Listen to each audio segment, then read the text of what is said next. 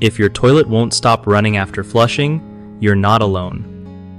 This annoying problem is super common but totally fixable with a few easy tricks. Alright, so here's the deal.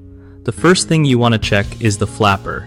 It's that rubbery thing at the bottom of the tank that lifts up when you flush and should seal tight after.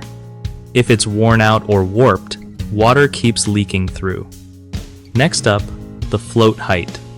This little ball or cup controls the water level in the tank, and if it's too high, water spills into the overflow tube non-stop.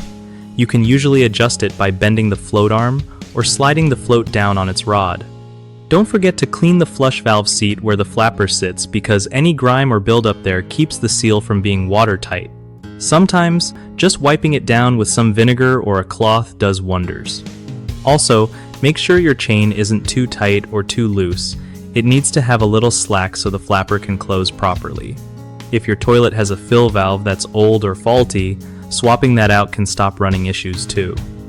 Lastly, give everything a quick test flush after each adjustment to see if the running stops.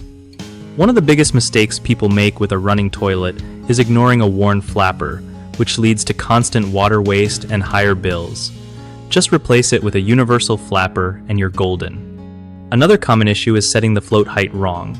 If it's too high, water just keeps flowing down the overflow tube, so lowering it fixes that fast.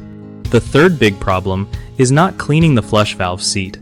Buildup there means even a new flapper won't seal properly, so keeping it clean is key to stopping leaks. BigHomeProjects.com is like your go-to hookup for finding solid local contractors you can trust without all the hassle. It also helps contractors get more gigs by connecting them with homeowners looking for real pros who get the job done right.